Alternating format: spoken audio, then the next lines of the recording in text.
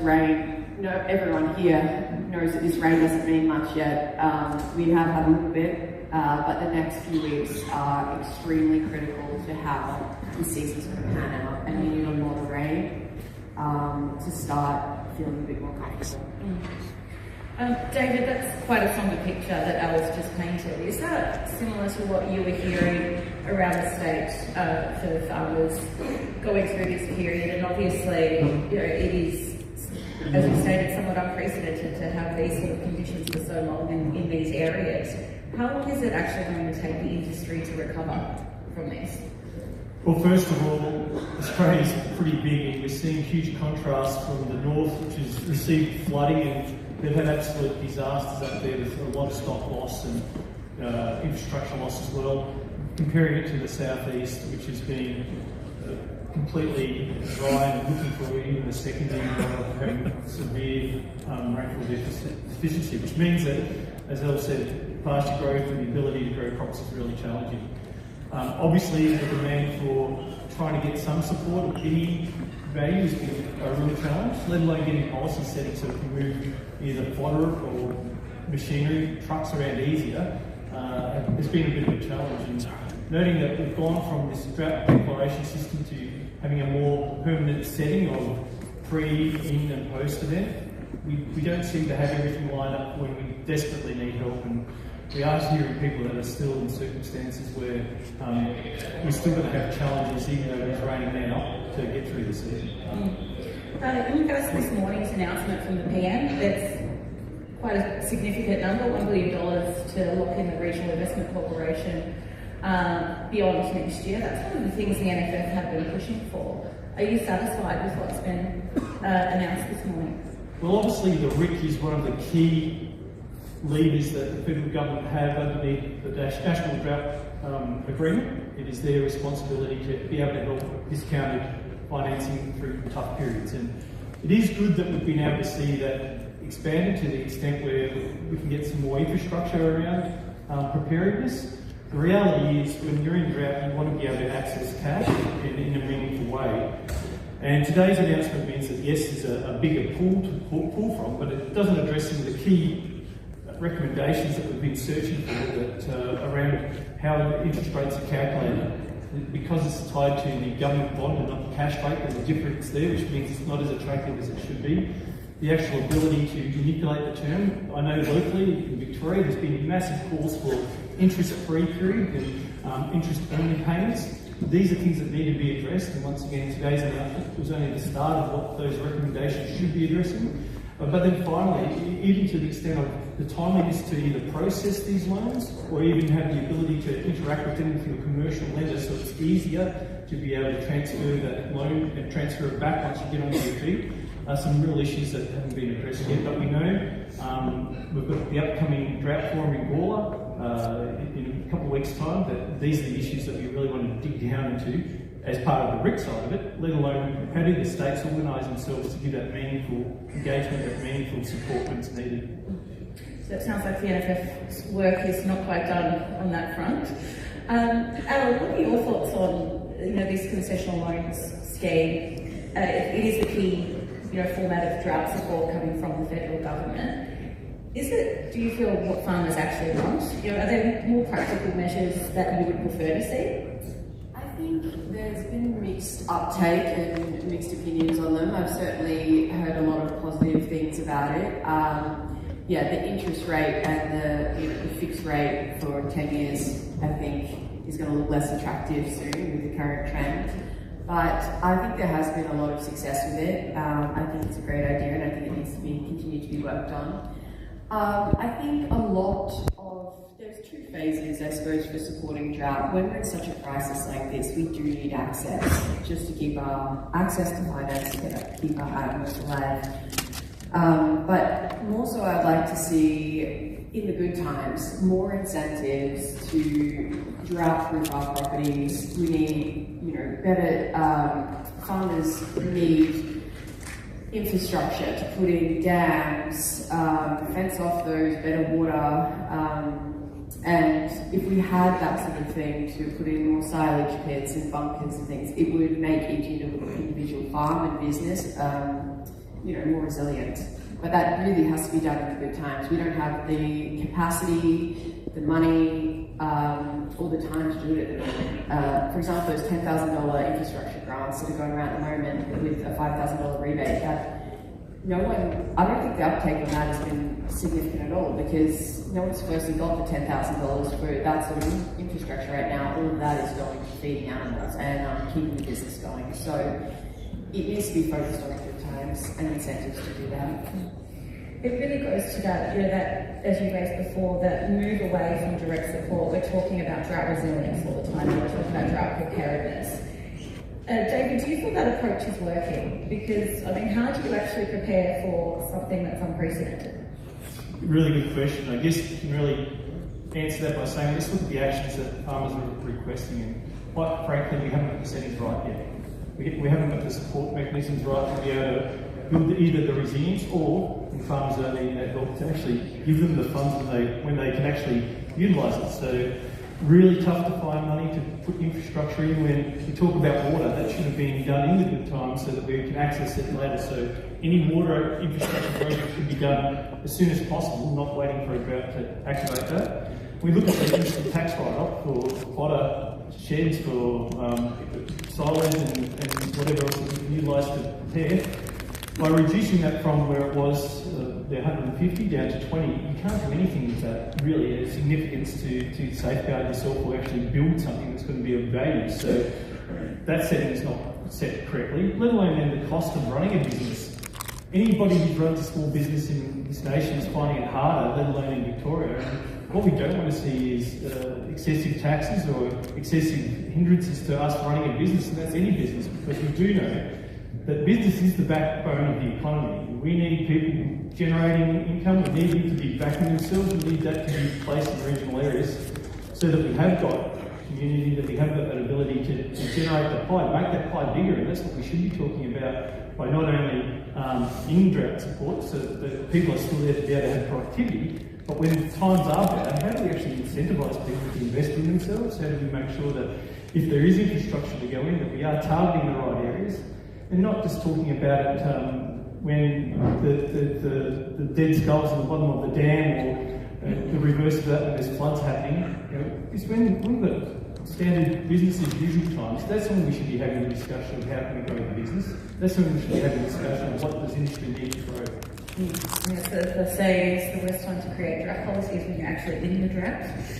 Al, what's your thoughts on this, argument over, the preparedness versus direct support? We hear a lot from farmers across Victoria who have been calling for assistance, subsidies around fodder, transport costs, water carving, these sorts of things. Is there a time when government actually does need to step in and offer a bit more? Yeah, great question. There's mixed opinions on this, but I think you'll never find a farmer out there asking for a handout unless it is absolutely critical. And we are in a crisis at the moment with the state of agriculture in Western Victoria and South Australia. Yes, like I said, the next few weeks are absolutely critical for how the next 12 months are going to pan out, and that it all comes down to how much rain we're going to get. I think that in terms of some of the freight subsidies and things like that, what would be useful would be a more uniform approach across the states. Victoria hasn't had any freight subsidies, and that has meant, when we do need to truck down fodder from a distance like New South Wales or anything, we're paying $150 a tonne, which is significant. But on the converse, New South Wales in 2019, 2020, in their drought, they did have subsidies, which meant they were buying hay out of this area, which is great to support them. But it was meaning that Victorians were getting started both ends essentially with the cost of hay, keeping that, and then and now. But I suppose it has been a little bit disappointing to see some of the price gouging of hay farmers during this time in the States, but. Again, I just think that a lot of the support, it's a mix, and it needs to be a lot more done in good times so that farmers can set up their own policies around risk mitigation. We've got just a couple of minutes left, so in that time, David, your term as NFF President is up in the next 2 months. What are you hoping to achieve in this space in that time? What kind of legacy would you like to leave in this space? Well, for drought, obviously we've got the drought forum in Gawler, which is where we've got the most engagement with industry and the policymakers, especially in the department, who want to hear those stories. And we have to tell them with passion, we have to tell them why that decision can really make or break us into the future. It shouldn't just be about a short-term saving if we're talking about either a taxation or a policy that means that we've got to build this resilience. The reality is we need investment. We need investment in our region, and for us, that's what this, every 2 years the drought forum comes up. It's our chance for agriculture to put its stamp on the map of what we want as far as industry goes, beyond just a cash handout of how that should occur, what policies should be set as far as infrastructure goes. But then finally, when we talk about how do we run a business and some of those real challenges that we have, that's that forum that we really want to help promote, noting too that we don't always get policy right, we don't always get the wins we want, we've got to ruck to whoever's ruckiness in government at the time, and to be quite honest, it's one of the most challenging environments that you find agriculture facing.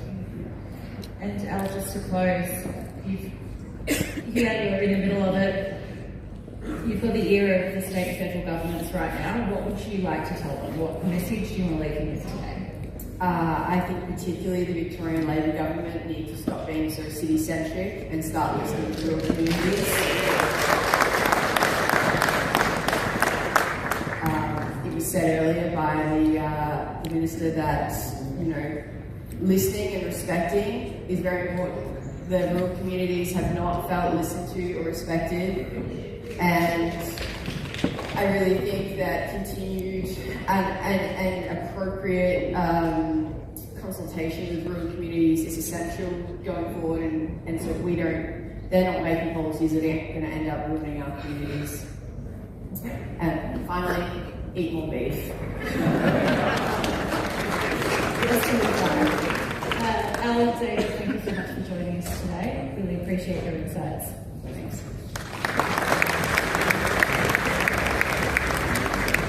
Natalie, Herald, David, thank you so much. Now we've got the energy panel. Tom Lanier, Chief of Staff of the Herald Sun, back with Alistair Parker, Chief Executive Officer of VicRid, and Brett Hosking, President of the Victoria Farmers Federation. Thank you. Hands together.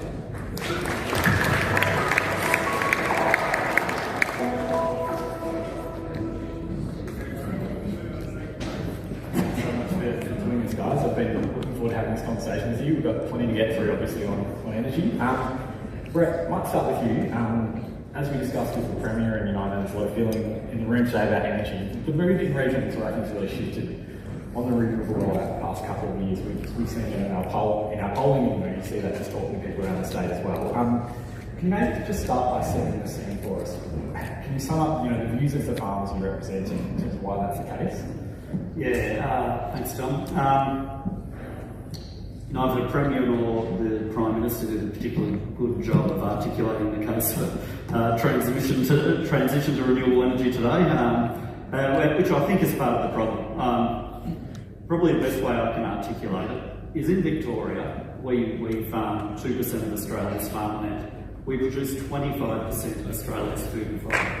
We have the best farmers in the world, farming the best country in the world. And to think that we're going to take that land and use it for something else, to plan infrastructure on it, directed by somebody who doesn't actually work that land and understand the land, I think is a challenge we're up against. Our farmers are incredible at what they do. We just talked about drought. Despite drought, Victoria will punch above its weight in terms of food and fibre production this year. And that's a credit to the people who farm the land, people who know the land, people who understand the land, and support their rural communities. And, as we see this rollout being forced on the communities, that's the challenge that we have. It's not being done in partnership with the communities. We're not sitting down having a conversation and say, hey, how can we create some mutual benefits out of this? Instead, we're saying, we've drawn some lines on the map. You guys need to get out of our way. And that's the wrong approach. We need to get back to true partnerships. Alistair, Brett talks about lines on the map, and they are pretty big. It's something like 7.9% of the state for the renewable energy zones that they will cover. You're obviously at the pointy end of delivering that. what would you say that the concerns Brett raises about people sort of not feeling like they're included as much in that process, and what's your approach heading up Vickery to try and make sure that people's concerns are heeded, and that, in the best way possible, the rollout can take into account the concerns of people who are worried about losing their land? Yeah, thanks, Tom. Thanks for the opportunity to chat today. Look, I just couldn't agree more with what Brett said. We shouldn't be coming out and forcing this on people. And thanks. If we'd like to hear Alistair speak, if that's all right, everyone. We appreciate. Sorry. Thanks, guys. We're not taking questions from the floor at the moment, so if we could. Thank you. We're not taking questions from the floor at the moment, so if we could listen to Alistair, that would be much appreciated. Thank you. We are silly billies. Look, if you could just give us a moment, Alistair has flagged it up to you to answer these questions, but if we can't hear from him if you're talking from the ground, we've got Brett here to speak to some of those issues as well. Alistair, thank you. Oh, thanks, Barry.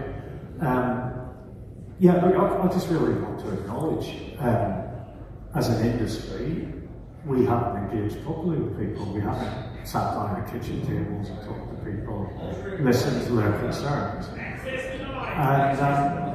And so we were set up very explicitly to try and do a better job of that. And it's enormously difficult. I really hear the anger in the room. It's enormously difficult to start those conversations. But, certainly the attitude of my team and the people who work in it is, and we try and recruit people from the rural area so that we can have proper and meaningful conversations. But I've got to acknowledge, there's a huge amount of anger, and that makes it incredibly difficult to have the right conversations. So we're committed, and part of coming here today is showing up and having. Thanks. Sorry, we've got a few questions to get through. We're going to do our best to get into the issues that people are obviously concerned about. One of them, is the legislation that went through last night. I know there's been a lot of debate, and I shouldn't say the fines that are there, I know some of them have been halved in terms of people not allowing access to their land. You've got people obviously who are worried about that. Can you just explain to us why those laws are necessary, how you envisage them being used in practice with authorised officers? Yeah, one thing is they should be used, and the legislation was amended last night, absolutely when all other pathways are exhausted.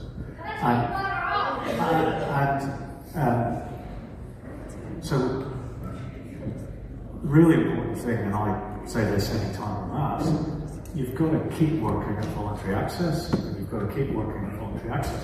And it's very different. If you don't want a wind farm or a turbine or a solar farm or a battery on your land, you can just say no. Absolutely no. Thanks.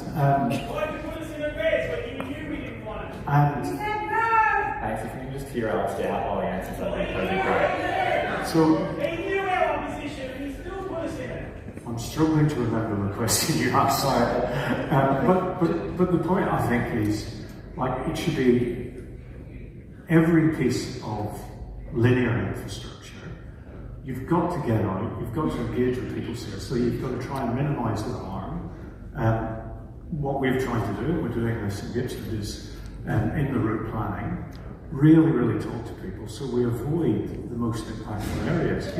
There's been examples of transmission lines putting diagonally across paddocks, which is just a disaster. And so we're trying to have a route process that doesn't just suddenly show up and say it's coming through here, but actually listens to people and tries to avoid people. But Changing the line. You've already put in where it is 70 metres. Yes, How are you going to change the Tom, I think this is one of the challenges that we've had the entire way through this. When for instance, VNI was first announced, when VNI West was first announced, the Minister stood up and in the same conference when she was announcing VNI West, she used the words compulsory acquisition. She said, I will grant compulsory acquisition powers. Now that's a real signal to every landholder along that line that we're not going to negotiate fairly. we've got this massive kind of gun that we can hold to your head at some point along the line. If the conversation gets too tough, then there's this power we can pull. It's like, I always likened that rock, paper, scissors game we always played when we were kids, maybe some as adults as well. And we've got the rock, paper, scissors, but they've got this compulsory acquisition that it beats everything.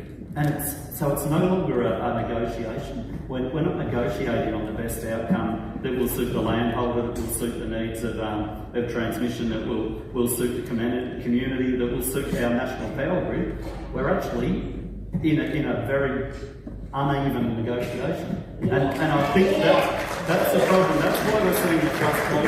And we saw it again last night with this victory legislation, with the fines associated with it. And it's kind of like, guys, we've been talking to you for 6 or 7 years on this, and you're repeating the same mistakes. So our government needs to make a decision to actually come out and listen to people and take a focus where we're going to engage, and then maybe then we might see some of the people who are rightfully upset say, actually, we can work with you to find some solutions. But at the moment, when you're holding power over top of them, they don't even feel like they're welcome at the table. Yeah, there's something I wanted to follow up with you there, Brett, but I might just go to Alistair quickly on VNI West, because that was one I wanted to ask you about. Obviously that's been delayed. The VFF and others have talked about getting rid of the project completely. From your perspective, is there a way back to the drawing board there? And if not, what would be the consequences of it not going ahead from your perspective? Yeah, thanks for the question, Tom. We've looked at this a couple of times, 3 times since I've been in government, if there is actually a viable alternative. And people have contributed to that publicly. And I have to say, and I know this isn't the route to say it, I struggle to see what really practical alternatives there are there. There's been a lot of concern. The prices of VNI West has been well announced have gone up. But when we look at the alternatives, they've gone up at least as much and sometimes more. And so there is a real question about the affordability of this, unfortunately. I mean, I have done and encouraged a piece of work to really look seriously at the options for underground power, and you just can't get it within Koori. It's really difficult. Just on that front, and it's probably a question for both of you. Obviously, regional communities are really there in front of the transition to renewable. That's quite clear. I wonder from both of your perspectives, do you see things, are there things you'd like to do differently to switch that to put more of a burden on urban areas? Obviously, rooftop solar is quite widespread, but whether there is an option to go further on that. I know offshore wind is a debate as well, that potentially in some areas will be less impactful on farmers' lands. What do you think about that debate? Is there more that can be done to kind of ease that burden on regional areas? Right. I think we should be doing as much as we can to ease that part. One point I always try to make is we start by kind of betting that there will be a lot of solar and a lot of batteries, both in resident, in homes and businesses. So we plan them in. We've got some huge assumptions in our transmission plan about how much of that stuff is going to come forward. We then try and look at the existing system if there's ways of kind of turbocharging it and make it work better. And it's only then you kind of reluctantly get to the need for new transmission. And that, my focus is providing enough transmission to connect up the generation that we need to keep the lights on. Well, it is my job. It's in the same legislation that it's my job. But so we need to avoid building big stuff as much as we possibly can. And I think offshore wind is really great. It's a really good technology. It's more expensive, but it still needs some transmission to connect it into the main system. So it's still difficult. I just don't think there are any silver bullets here. Brett, how do you see that? I think there are solutions that we haven't tapped into. There's no doubt, you fly over Melbourne, 25% of the houses have solar panels on them. I actually think it'll be higher in rural areas because I think we are more aware of our risk of losing, energy. We're more used to power outages. There's Elders built a new wool store in Western Melbourne, and they put the nice Elders logo on the top on the roof in solar panels. And you think, wow, isn't that clever and creative? It covers about maybe 5% of the roof space. There is an entire roof line there that could be covered in solar panels right across the highway from the suburb of Carroll Springs. Right next to it, Nike have got a warehouse, they've got a big tick doing the same thing. Swiss Vitamins have done the same thing. Like, these companies need to be doing their bit. When they're going to build a big factory like that, they need to be coating it with solar panels, because we know it works, and we know it's next to the city people that use it. So like, they're really simple solution. In Europe, farmers in Europe will have a company come to them and say, hey, we're going to build a hay shed for you, as long as we can have the roof line and put solar panels on that. In Australia, we can't do that because we don't have strong enough transmission network. Our swirl lines do not literally carry the power back into the grid from our farms. Like, we're already disadvantaged. You know, there's a multitude of options out there. I mean, we talk about offshore wind. I don't think we've seen an offshore wind project approved in Australia yet. So I can tell you right now, those people out there are petrified of what will happen if East Gippsland does not get offshore wind, and what that will mean for rural Victoria in terms of generation that will suddenly be looking for a new home. And we know when we build generation on land, it's nowhere near as productive as it is offshore, because we have obstacles to slow the wind down. So there are a lot of solutions we can provide. The other part we've never really explored is, what does a real community benefit look like for hosting this? And I get frustrated because I keep hearing these words like community benefits and that. And someone will buy some jumpers for a footy club, or they might say, oh, you know what, will help out with your childcare centre. As if we don't deserve childcare in rural areas. Of course we deserve that. You know, that's not a benefit, that's what we should expect. I want to see, if we're going to do this, I want to see massive community benefits. I'm literally talking, I want $1 billion from the state government and $1 billion from the federal government to build a renewable urea generation factory in northern Victoria. Give the people something that will actually benefit them. Instead, these are legacy projects that will be in our communities forever. They will change our landscape forever. So we need to make sure we're getting benefits that will change our lives forever. Nobody's even talking about that. And that's what drives me mad. It's just about last year's question. Thank you, David. Unfortunately, we're out of time. Alistair, Brett, thank you for coming and having this conversation. It's really great to hear the two of you, going head to head on this. I know there's a lot of issues to deal with, but yeah, all the best to both of you sorting it out. Thanks, guys. At this critical juncture in our nation's history, it is vital that we bring people together right across regional Australia for these big summits. At Federation University Australia, we are delighted to be part of a group of key influencers from government, from industry, and from the community who are shaping solutions not only for our region's future, but our nation's future. If the regional communities are thriving, so too does the rest of Australia. Federation University is unique in offering a cooperative model of education. We work with employers to shape the courses and the curriculum so that the graduates who come from Federation are prepared for the workforce. They're working in the workforce while they study. And that means that in this time where we're facing digital transformation, energy transformation,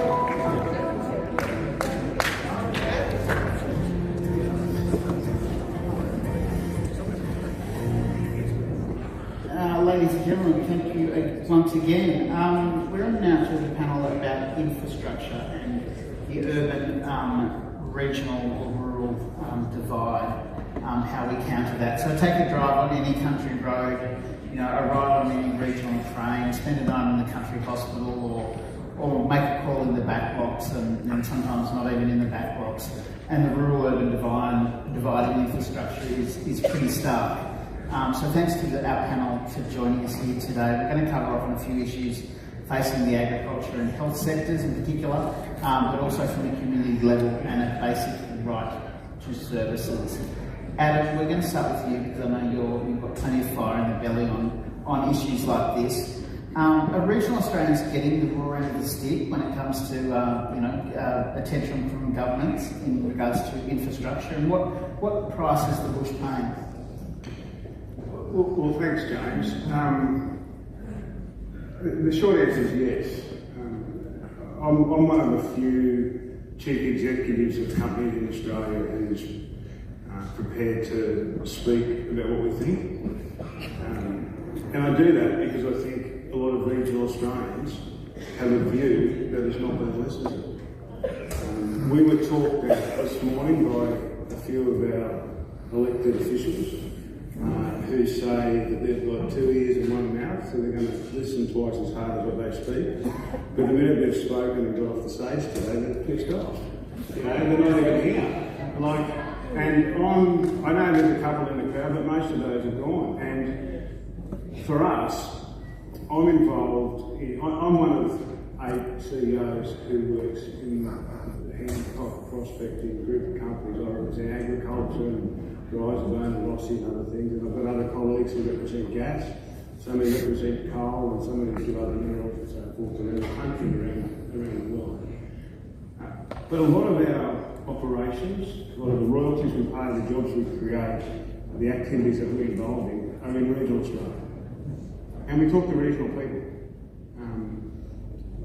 For me, it's not merely in my opinion as a guys, but I do listen to a lot of people. We employ thousands of people. And people have gutful. I have. And, big grid or transmission lines or wind power and solar farms, the regions and the people in the regions are the patsies for government policies coming out of the cities, and the regional people aren't being listened to. And you only have to listen to the voice of the people in the room today, in general, who are critical at some of the people on the stage. They're not happy. They're not happy in Western Victoria. They're not happy in Eastern Victoria. They're not happy in... I was in Wagga 2 days ago. We're talking about the bush summits all around the country. I've been to Broome, I've been to Yakamba, Toowoomba, Wagga Wagga, Ballarat here. I live 2 hours down the road in Western Victoria. I've got farms all around the country. We're also into the preludes of the bush summit in Townsville and Cairns as well. Everywhere I've gone, net zero. Everywhere I've gone, electricity prices. And it's not just the price that you're paying your electricity bill, it's the price that the business operators pay.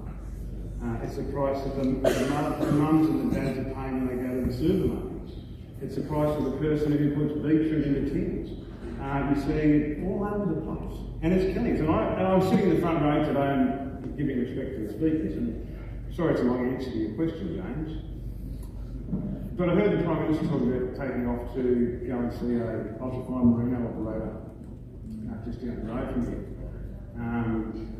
The former Saxon sheep farmer, now just Angus cattle himself. But the sheep on the back, I look at the sheep on the back on the wall.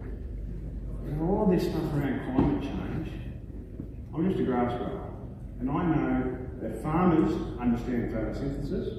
They want carbon in the soil, so they grow the best grass, so they get the best carbon. And the wool in the sheep's back there behind it, 41% carbon. If anything we should be doing is trying to support the sheep industry so there's more carbon that doesn't biodegrade, instead they have a live sheep ban going in Western Australia. Where we've seen in Western Australia the sheep numbers have gone from 40 million down to about 5. To get to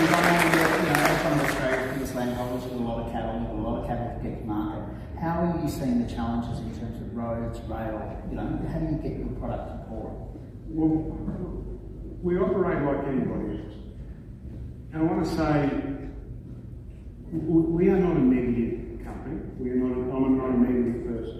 We operate and we do our business. We do get up every morning and feel like we're being slapped in the face a bit because general government doesn't support mining, and they don't support gas, and they don't support ag, and everything we do, so we always feel like we're under attack. But we get on and do business. And as a farmer and agriculturalist, we work every hour of the day. And any farmers in this room today know that if there are 1,000 hours in the day, you work 1,000 hours. Because there's always a fence, post, a fence, tree to change, or whatever that may be. But in terms of getting to market, we just get on with it. But then I step back and have a look and I consider this transmission line issue in Victoria.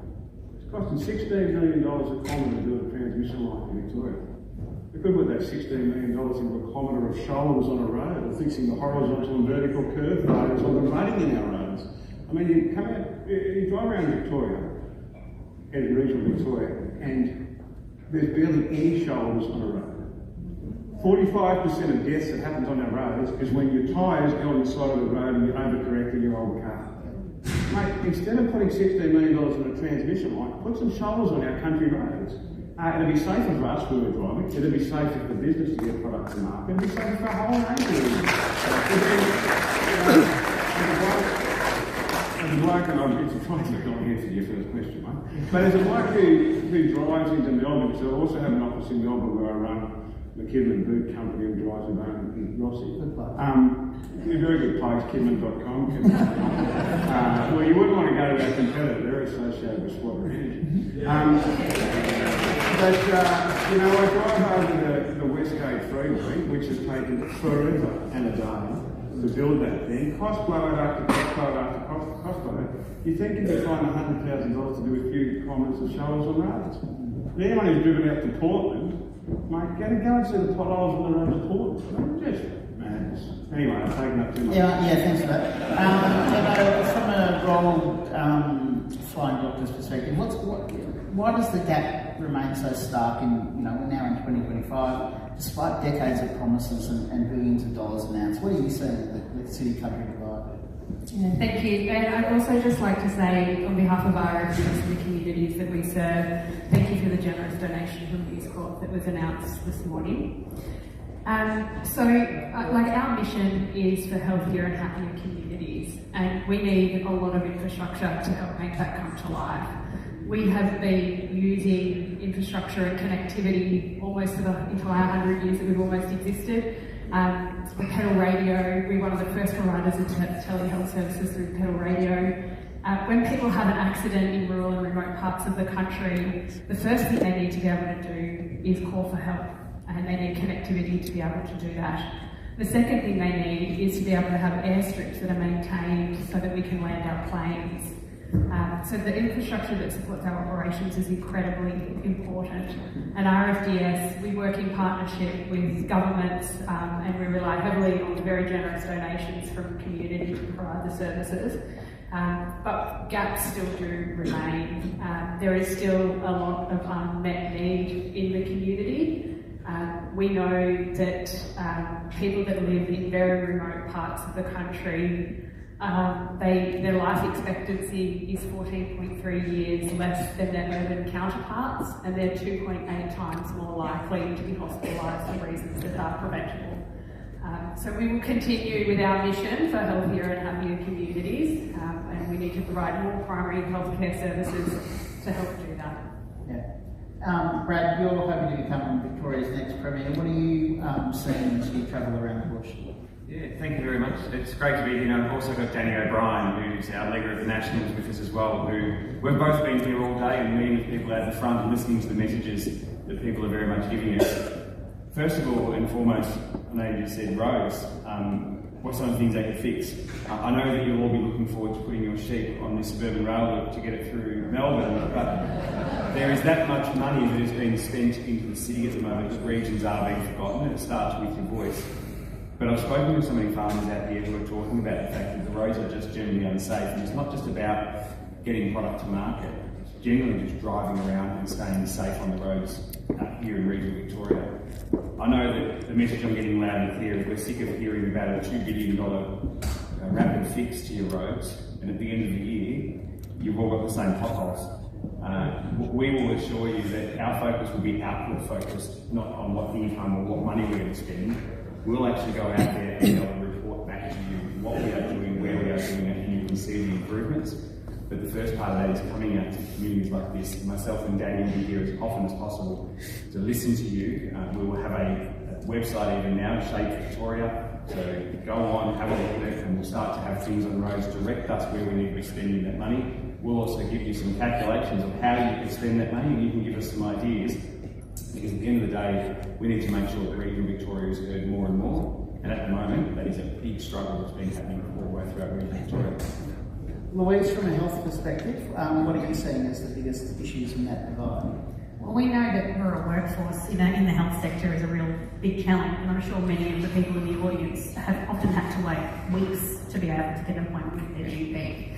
And it's just not good enough. And it's a really complex issue. I mean, it's been an issue for more than 25 years and we haven't solved it yet. It's got lots of factors, but we really need to think about what is attracting our rural health workforce and then how can we retain them. And a lot of the concerns that are discussed with me in my role within the Rural Doctors Association of Victoria and in the linkages that I have within my clinical work is that there's a lot of people and a lot of interest, but there's nowhere to house them and there's nowhere to look after their kids.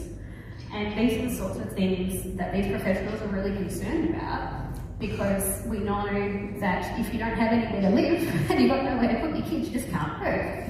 And I think with an increasing feminisation of the medical workforce, this is becoming more of a problem. I guess the silver lining is that we know there's a lot of rural intent out there. We've seen within the Australian College of Rural and Remote Medicine, they've been oversubscribed for their general practice spots in the last 2 years. There are people out there that do want to work in the bush, but we need to find ways to hold them.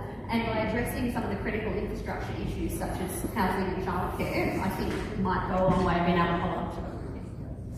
Adam, back to you. If this level of disadvantage, say, existed in Sydney or Melbourne, would governments tolerate it? And why has the bush been treated as second class? Well, I think we need to be careful that we don't have this argy-bargy between the city and the bush. Yes, the level of amenity in regional Australia is lower, and yes, I think the regions feel left behind. But I do think that we don't want to divide the people, because the people are pretty much together, but the servicing doesn't happen, and I think that's the real issue. And one thing that came out of COVID, when people locked down in our cities, and we know more in Victoria than anywhere else, people grew a greater connection to wanting to get back out of the country, wanting to get back out of the bush. So I don't think it's a them and us type of thing. So I think we need to be careful in that narrative. But what I think we really need to do is to find a pathway forward where people in the regions can be respected for the value that they bring, both economically, socially and culturally. I think Australia is still largely seen as the landscape in the back of us, deep at heart. But the recognition isn't there for the hard work and the toil that people put in. And if it's not for some of those big export industries that come from regional Australia, the amenity wouldn't be there in the cities. You wouldn't be able to fund your doctors and your nurses and your teachers and your police and all of those sort of things. And if you don't have that value coming from the region, it's not there. So that's the respect. So I don't like, it's easy to say it's them and us. And it's a great fight if you want to fight Canberra, but really, I think we're all in it together.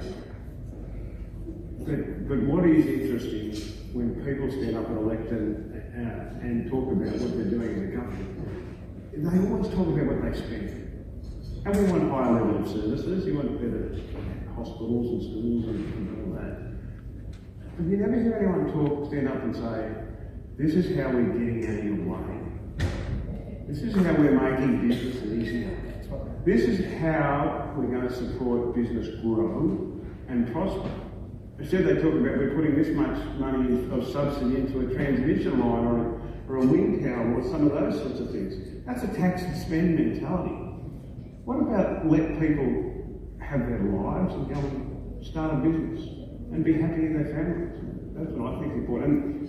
What we need to do is take that mantra of making Victoria great again, making Australia great again. That's what we need to do.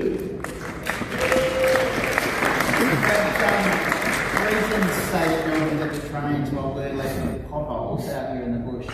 How do you fix that imbalance in investment? Yeah, I think there's got to be a lot done. We're talking about what we're doing in investment, and we've gone out, we're looking at the current review at the moment, but the first and foremost to actually fix that is to look at the waste. And that is the biggest thing we need to address. And this is not a metro regional. Every project here in Victoria, the cost overruns, the cost blowouts, the delays, is the reason we're not getting the infrastructure across the whole of the state. The Victorian government have to work out how they can rein that back in. Now, if they can't do that, we will, and we will actually make sure that we have a focus on ensuring that every project has a timeline. The contracts that are being signed are effectively signed on behalf of a corporation who can go and change it, amend it, and increase the cost. That is simply unviable. If you were in business, you would never sign a contract like that because it's your money, you're taking care of it, and you should invest it wisely.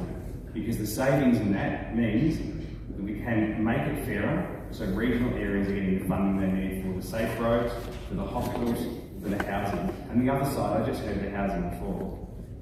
This government, we talk about housing and a housing crisis in the state. To build a house in Victoria, about 43% is in taxes. So if you want to know why they're expensive, it's because 43% are in taxes. And recently, any person who's on property out here will know your land tax bill is at record level. It's huge. That is something that needs to be addressed in the housing crisis. Emma, you touched on telehealth before, obviously a long involvement there with the RFDS, but how do you deliver it? Just expand on how you deliver it when many communities still struggle with the basic mobile coverage, and we've seen it with the 3G shutdown, a lot of areas are really struggling with that. Yeah, absolutely. Connectivity is essential for telehealth. You need connectivity to be able to deliver telehealth services. And we have, in some communities, put connectivity in so that we can deliver services. We have, in South Australia, in a very remote part of South Australia, recently established a virtual care emergency centre, which is unmanned, and people can go there and it's connected, they're connected digitally to physicians located in the cities, and they're able to provide diagnostic treatment there. So the facility has, you can take your blood pressure, you can do a mini ECG, you can take your temperature, and they do diagnostics remotely, and then they can do remote treatment through our medical chest program as well. So people can get instant treatment to life-saving medicines without us having to send the plane, and of course when we need to, we still send the plane. Those things are possible because we also connect that region through doing that. The telecommunications has changed a lot too. I mean, we've got people like Elon Musk with Starlink who's really revolutionising the way we're connected around Australia, particularly a lot of the farms that we operate. And now Jeff Bezos with Amazon. I don't know why we're still trying to propel that approach of the NBN with the mouse and the little hamster and the wheel. We've got some of the best people in the world. We should be embracing that. Louise, you spoke earlier about the trouble attracting GPs to country towns given the lack of infrastructure, housing, and all that kind of stuff. If nothing changes, how many country hospitals do you fear could close in the next decade? Well, across the country it could be hundreds. And we know it's a really complex issue, and as I said before, we know that every hospital and every rural town is different. There's a great saying that is, if you've been to one rural town, you've been to one rural town. So we really need to start thinking about community-based solutions on how we can address these issues. And the thing about rural hospitals is that they're major employers. And with the loss of emergency infrastructure, so we see this if we don't have access to emergency transport through ambulances, that then leads to a lack of input for urgent care centres or emergency departments, and then when you de-skill those, then you often lose your operating theatres, and once you lose your operating theatres, then essentially the hospital shuts down. And that's a really big concern for our rural communities, because they're already travelling really long distances to be able to access care. There aren't little hospitals in every town. And particularly as a GP obstetrician, maternity services are a really big passion point for me, because we don't want women having babies on the side of the road. So it's really concerning that these hospitals could potentially close down due to a lack of workforce, due to a lack of funding, and that really puts our rural communities at risk. We know that through the National Health Reform Agreement that the government, the Commonwealth government I should add, puts in about 45 to 50% of funding for our public hospital services. The problem is that there's been no directive on how that should be spent in the rural, regional, remote environment. So we know that the universities have to spend it in a certain way, but there's really no direction and no outcome measurement, which is why Rad, I was really glad to hear that you're saying that you're outcome focused, in how that money should be spent. So with some directives, we might be able to fix the issue, but the funding gap is huge. Okay, in wrapping up, I'm just going to ask you all one of the same question. What's your ask from government within the next 12 months? We'll start with you. I'd love to see, particularly at the Commonwealth level, more investment into IT and data systems. We know that by improving IT and data systems, we can help our medical workforce mobilise. There is a lot of red tape in terms of credentialing, and for myself to work across the current health services that I work with, that's hours and hours of paperwork for each individual health service. So by being able to centralise this online, you'll be able to get doctors moving a lot more freely across state borders as well. Great, thanks, Brad. I'm going to go a fraction outside the 12 months. Mine's to change government so we can make safer communities, put better funding into projects across the state, ensure we're outcome focused, and make sure we can get the debt under control in Victoria.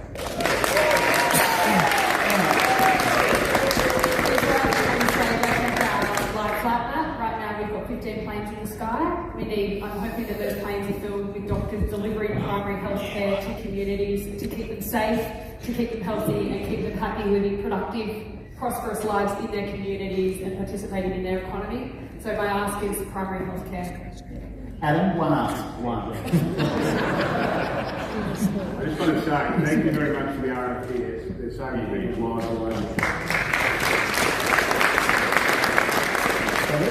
I didn't ask anything, mate. But what I will say, Australia is on the wrong trajectory. We're going the wrong way. And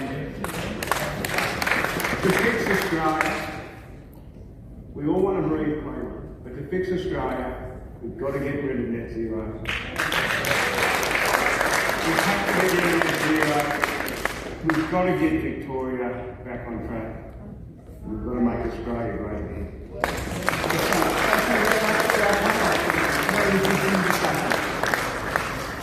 Thank you very much.